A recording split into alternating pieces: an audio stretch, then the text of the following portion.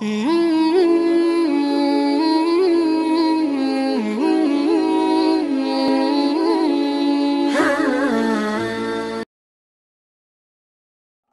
کرتے ہیں۔ الا للہ الدین الخالص، آگاہ ہو جاؤ، اللہ کے ہاں قبول ہے صرف وہ اطاعت جو خالص ہو۔ کچھ آدھی اللہ کی آدھی کسی اور کی دفع کرو، وہ آدھی یہ بھی اسی کو دے دو، اللہ بہت غیور ہے، وہ قبول نہیں کرتا۔ میرا بننا ہے تو پورے میرے بنو، یا ایھا الذین آمنوا ادخلوا فی السلم کافہ، اسلام میں داخل ہونا پورے کے پورے آنا پڑے گا۔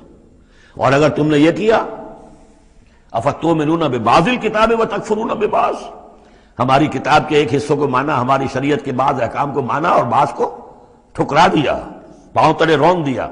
فما جزاء من يفعل ذلك منكم الا خزي في الحیاۃ الدنیا ویوم القیامۃ یردون الی اشد العذاب۔ تو جو لوگ یہ طرز عمل اختیار کریں گے ان کی سزا اس کے سوا کچھ نہیں کہ دنیا کی زندگی میں ذلیل و خوار کر دیے جائیں اور قیامت کے دن شدید ترین عذاب میں جھونک دیے جائیں۔ تو دنیا کی رسوائی تو ہمارے سامنے ہمارے ماتھے پر لکھی ہوئی ہے۔ 150 کروڑ یا 130 کروڑ دنیا میں ہوتے ہوئے عزت نام کی کوئی شے ہمارے پاس نہیں۔ جو بھی بین الاقوامی معاملات ہیں ان میں کوئی ہم سے کوئی رائے لیتا ہی نہیں۔ الا للہ الدین الخالص، آگاہ ہو جاؤ کہ اللہ کے ہاں مقبول اگر ہوگا تو دین خالص۔ والذین اتخذوا من دونہ اولیاء، اور وہ لوگ جنہوں نے اللہ کے سوا کچھ اور کو اولیاء بنایا ہوا ہے، ما نعبدہم الا لیقربونا الی اللہ زلفیٰ، کہتے ہیں ہم نہیں ان کو نہیں پوچھتے، ہم تو اصل میں اللہ ہی کو پوچھتے ہیں، ان کو صرف اس لیے پوچھتے ہیں کہ یہ ہمیں اللہ سے قریب کر دیں گے، یہ ہمارے یہ وسیلے ہیں، ان کے ذریعے سے ہم اللہ کے قریب ہو جائیں گے، اس لیے پوچھتے ہیں۔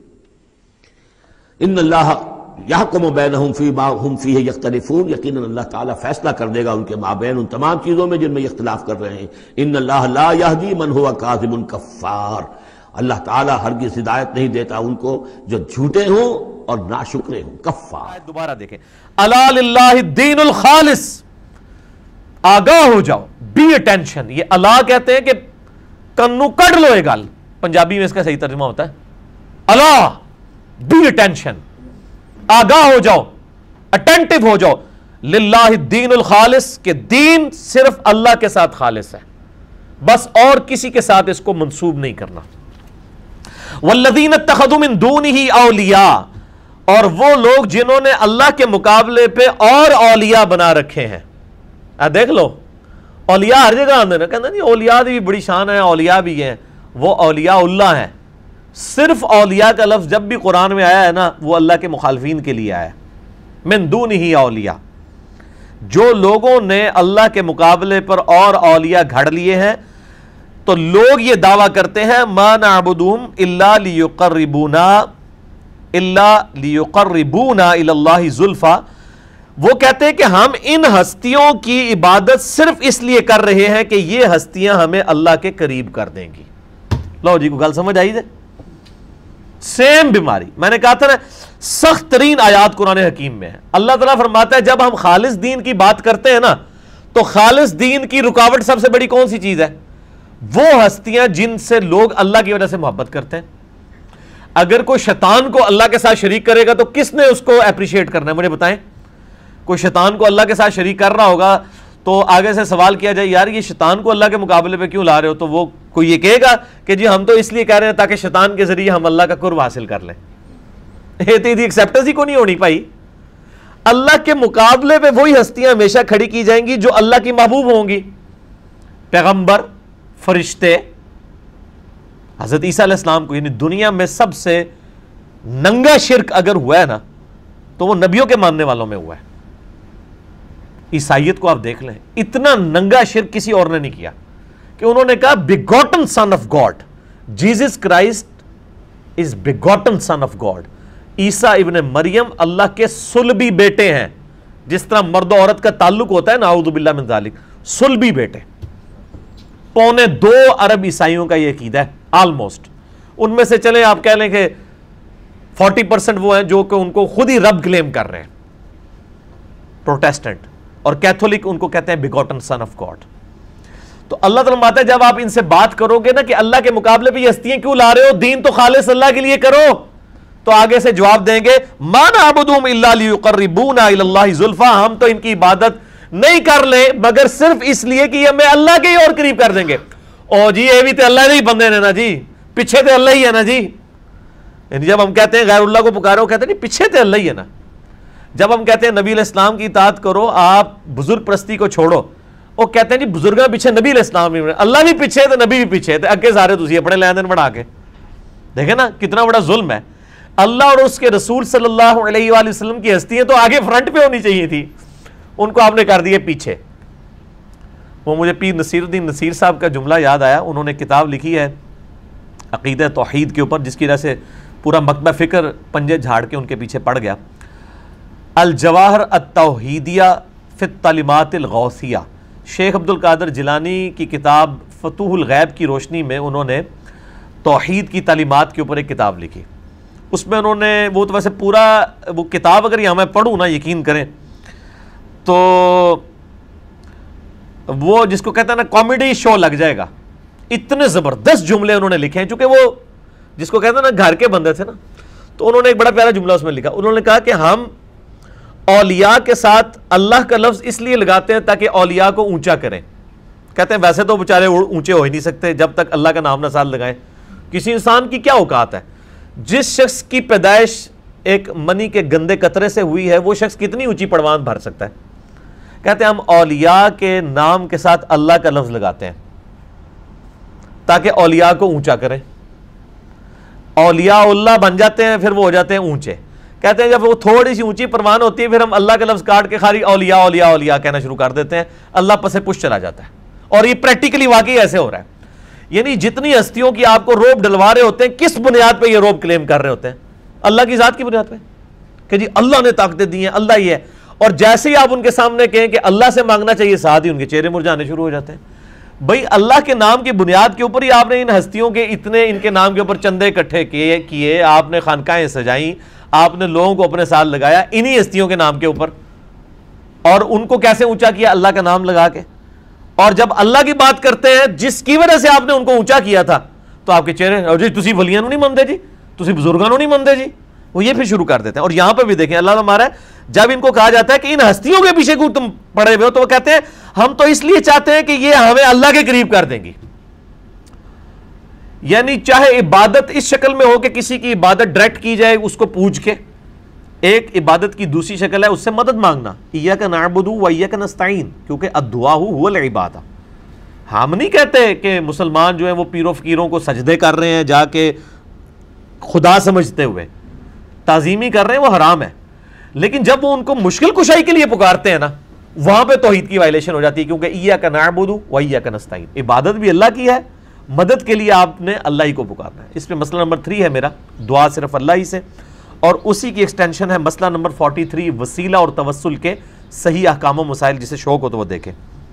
ان اللہ یحکم بینہم فی ما ہم فیہ یختلفون، بے شک اللہ تعالیٰ قیامت والے دن ان کے درمیان جھگڑے کا فیصلہ فرما دے گا جس میں دنیا میں اختلاف کرتے تھے. ان اللہ لا یہدی من ہوا کاذب کفار، بے شک اللہ کبھی اس کو ہدایت نہیں دیتا کہ جو جھوٹا اور ناشکرا ہو. بیسیکلی الا للہ الدین الخالص، خبردار اللہ ہی کے لیے ہے دین خالص، یعنی خالص دین تو اللہ کے لیے ہے. یہاں دین سے مراد بندگی ہے کہ خالص بندگی تو صرف اللہ کے لیے ہی ہے. والذین اتخذوا من دونہ اولیاء، اور وہ لوگ جنہوں نے اللہ تبارک و تعالیٰ کے علاوہ اور دوست بنا لیے ہیں، ما نعبدہم، نہیں عبادت، ما نعبدہم، وہ یہ کہتے ہیں کہ ہم عبادت نہیں کرتے ان بتوں کی الا مگر لیقربونا الی اللہ زلفا، مگر صرف اس لیے کہ ہم ان کی عبادت کرتے ہیں کہ یہ ہمیں اللہ تبارک و تعالیٰ کے نزدیک کر دیں گے. تو دیکھیے اس سے معلوم ہوا کہ کفار و مشرکین بھی اللہ تعالیٰ کے وجود کے منکر نہیں تھے. وہ تسلیم کرتے تھے کہ اللہ تعالیٰ موجود ہے، لیکن اللہ تعالیٰ کے بارے میں ایک تو غلط تصورات ان کے ذہن میں تھے، اس کی موجودگی کا غلط تصور ان کے ذہن میں تھا، اور دوسرے انہوں نے بتوں کی عبادت کو اللہ تبارک و تعالیٰ کے قرب کا ذریعہ اور وسیلہ سمجھا. اس کی وجہ سے یہ کفار اور مشرکین کہلائے اور مستحق عذاب نار ہوئے. ان اللہ یحکم بینہم فی ما ہم فیہ یختلفون، بے شک اللہ تبارک و تعالیٰ فیصلہ فرما دے گا ان کے درمیان فیما ان امور میں ہم فیہ یختلفون کہ جن امور میں یہ اختلاف کیا کرتے تھے، جن جن باتوں میں اسلام سے اختلاف رکھتے ہیں اللہ تعالیٰ ان کے درمیان فیصلہ فرما دے گا۔ ان اللہ لا یہدی من ہوا کاذب کفار، بے شک اللہ تبارک و تعالیٰ اس شخص کو ہدایت عطا نہیں فرماتا جو جھوٹا ہو، کفار بہت بڑا ناشکرا ہو۔ الا للہ الدین الخالص، الا خبردار، کلمہ تنبیہ ہے، سن لو، للہ اللہ کے لیے ہے، الدین الخالص دین خالص، خالص عبادت اللہ کا حق ہے۔ کیوں؟ اس لیے کہ سب کچھ اس اکیلے ہی نے آپ کو دیا ہے، جو کچھ ہمیں ملا ہے وہ صرف اسی کی طرف سے ہے، کسی اور کا اس میں کوئی حصہ نہیں۔ تو جب ہمیں پیدا اس نے کیا، رزق اس نے دیا، نعمتیں اس نے ہم پر عام کی، تو پھر عبادت بھی اسی کے لیے ہونی چاہیے اور کسی دوسرے کو اس میں شریک نہیں کرنا چاہیے۔ اسی لیے اللہ تعالیٰ ایسا کوئی عمل قبول نہیں کرتا جو ناخالص ہو۔ والذین اتخذوا من دونہ اولیاء، اور وہ لوگ جنہوں نے بنا لیے اس کے سوا اولیاء، ولی کی جمع، دوست، مددگار، اور یہاں خاص طور پر معبود مراد ہیں۔ یہاں ولایت سے مراد ولایت عبادت ہے، کہ وہ لوگ جنہوں نے اللہ کے سوا اوروں کو اپنا قریبی سمجھ رکھا ہے کہ وہ ان کی مدد کریں گے، اس لیے وہ ان کے آگے سجدے کرتے ہیں یا ان کے نام پر صدقہ کرتے ہیں، اور ساتھ ہی کہتے ہیں ما نعبدہم، یہ بے شک بریکٹ میں لکھ لیجئے، اور وہ کہتے ہیں ما نعبدہم، نہیں ہم عبادت کرتے ان کی، کن کی؟ اولیاء کی، الا مگر، لیقربونا، تاکہ وہ قریب کریں ہم کو، اللہ طرف اللہ کے، زلفا قریب کرنا، تاکہ وہ ہمیں اللہ کے قریب کر دیں۔ زلفا بمانا قربا ہے اور مصدر ہے تقریباً کے معنوں میں، لیقربونا تقریباً تاکید کے لیے آتا ہے نا، یعنی فعل کے بعد مصدر اگر اسی مادے یا مفہوم میں ہو تو کس لیے آتا ہے؟ تاکید کے لیے۔ اور وہ لوگ سے پہلے درجے پر مراد تو کفار مکہ ہے، لیکن اس کے بعد جو بھی ایسا کریں عام ہے حکم۔ اور وہ لوگ جنہوں نے اللہ کو چھوڑ کر اور سرپرست بنا رکھے ہیں اور ہستیاں گھڑ رکھی ہیں جن کے لیے وہ اپنی مختلف عبادات کرتے ہیں، تو وہ اپنے اس عمل کی کیا توجیہ پیش کرتے ہیں، کیا ریزننگ دیتے ہیں؟ ما نعبدہم الا لیقربونا الی اللہ زلفا، ہم ان کی عبادت کس لیے کرتے ہیں کہ یہ ہمیں اللہ کے قریب کرتے ہیں۔ اب آپ دیکھیے کہ اہل مکہ تو بتوں کے نام پر قربانی کیا کرتے تھے، ان کے آگے سجدے کرتے، ان کو وسیلہ بناتے کہ تم اللہ کے ہاں ہماری سفارش کرو۔ حالانکہ اہل مکہ اللہ کو مانتے تھے، خالق، رازق، مالک مانتے تھے، لیکن اس کے ساتھ ساتھ انہیں بتوں کی ضرورت کیوں پیش آئی تھی؟